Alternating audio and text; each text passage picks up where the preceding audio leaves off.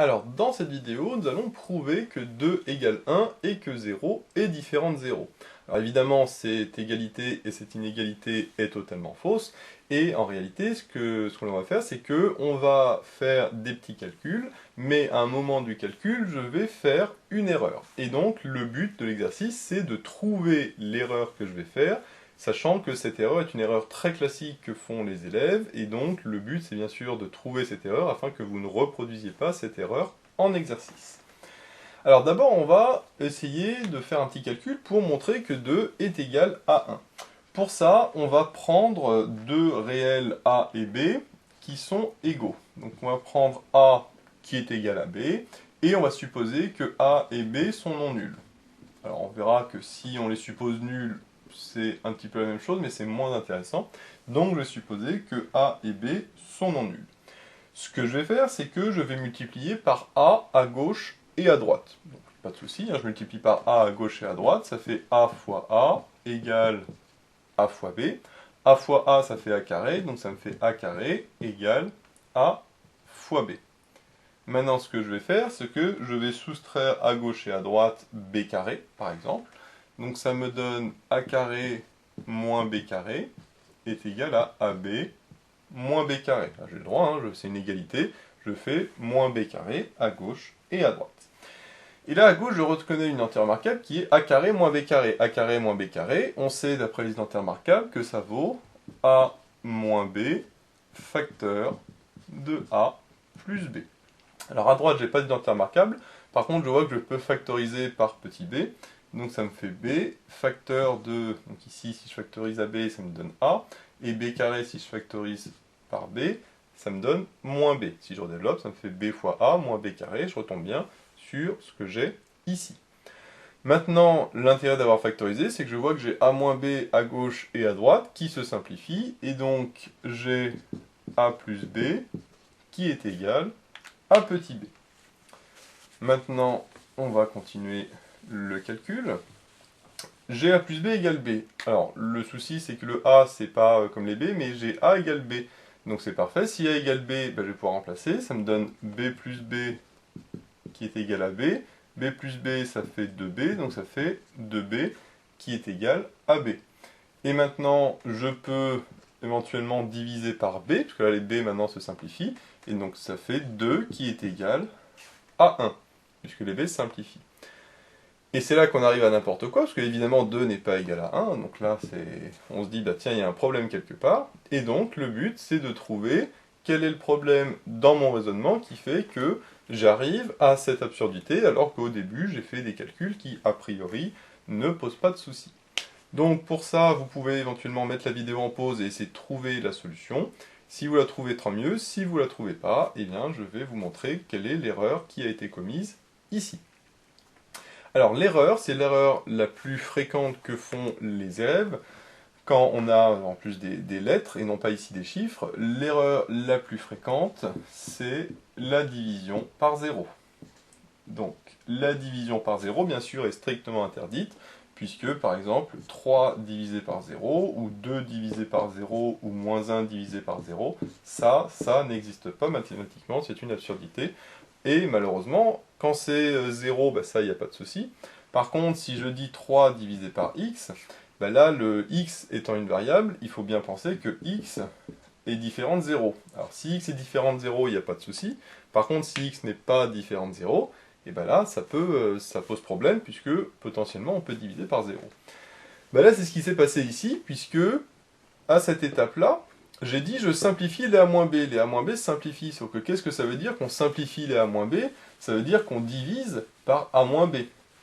Donc en gros, ce que j'ai fait, de cette étape-là à cette étape-là, c'est que j'ai divisé à gauche et à droite par A-B. En divisant par A-B, les A-B se simplifient. Le problème, c'est que au début, on a dit que A égale B. Donc, si je passe le B à gauche, ça veut dire que A-B est égal à 0.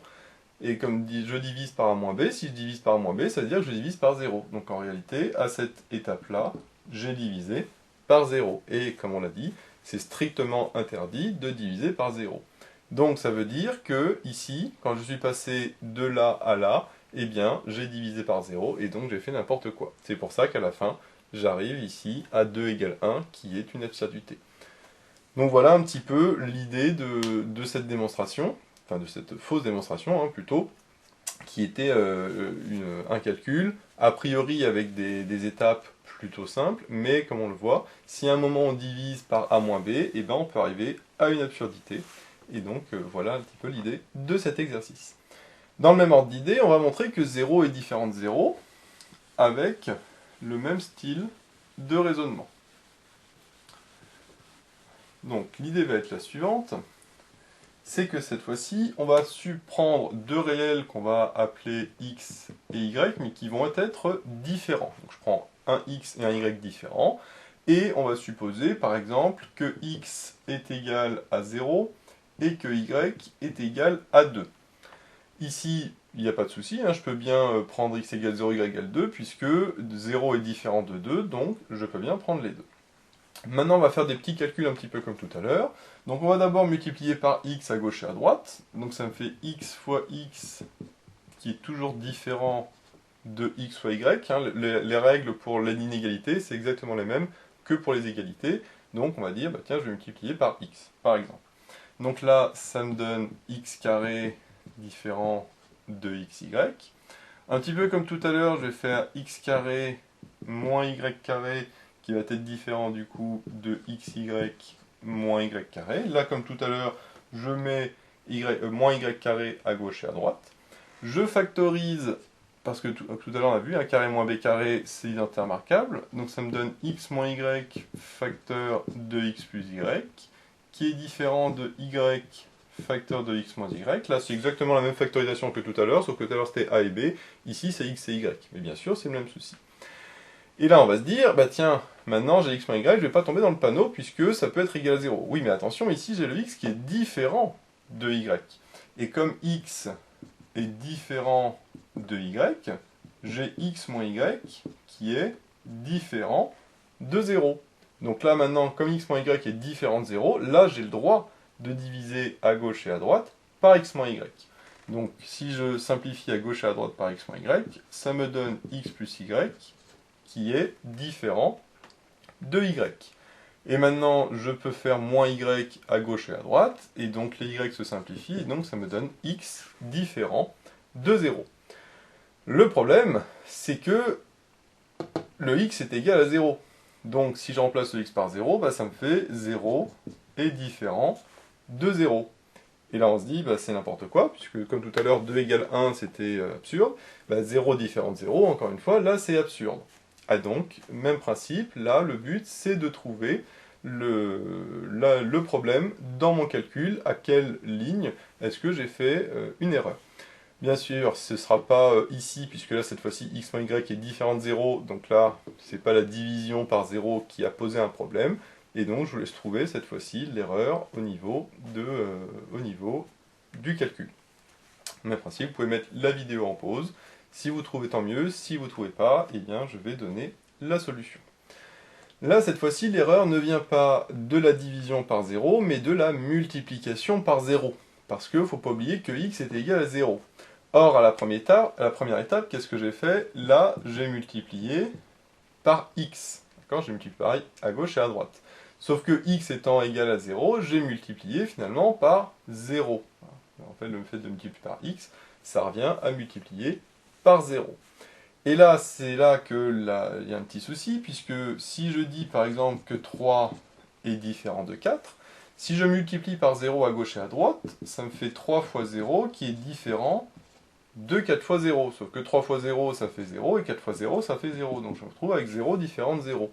Donc là, on voit que cette fois-ci, dans les inégalités, je n'ai pas le droit de multiplier par 0, puisque sinon, j'arrive à 0 différent de 0. Alors qu'au début, 3 différent de 4, ça c'est vrai, mais ça, ce n'est pas vrai. Donc ça, bien sûr, c'est dû au fait que c'est une inégalité, mais on a le même principe avec les inégalités, parce que je peux très bien dire que 3 est strictement plus petit que 4, donc là, je vais dire, tiens, je multiplie par 0, et là, du coup, j'ai 0 strictement inférieur à 0, donc là encore, c'est absurde. Alors que pourtant, ça, c'est vrai. Donc ce qu'il fallait retenir ici, hein, c'est que de tout à l'heure dans l'exercice précédent, on ne divise pas par 0, mais de la même manière ici, que ce soit dans des inégalités ou des inégalités comme ça, eh ben, il ne faut pas multiplier par 0. Alors, quand c'est le chiffre 0, ça se voit, mais quand c'est des lettres, comme ici par exemple, et bien là par contre c'est beaucoup moins évident. Je dis tiens, je multiplie par x, oui pourquoi pas, c'est une lettre, oui il ne faut pas oublier que cette lettre elle a une valeur qui ici vaut 0. Et donc si on ne pense pas à ça, et ben on se retrouve avec des choses absurdes comme tout à l'heure. Alors là c'est une lettre, mais ça peut être comme tout à l'heure, des expressions du style a moins b ou x moins y, x plus 2y, etc. Et à ce moment-là c'est beaucoup moins évident.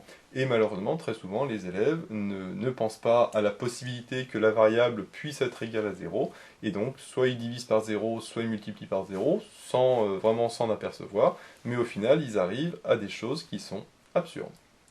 Donc voilà un petit peu l'idée de cette vidéo. On verra dans d'autres vidéos le même style d'exercice, mais avec d'autres pièges. Donc voilà, j'espère que cette vidéo vous sera utile. N'hésitez pas à vous abonner pour être au courant des nouvelles vidéos qui sortiront. J'ai mis le lien dans la description vers l'énoncé de l'exercice, ainsi que vers d'autres exercices sur ce chapitre. J'ai également mis le lien vers la page Tipeee où vous pouvez soutenir Méthode Maths. Et moi je vous dis à bientôt pour de nouvelles vidéos.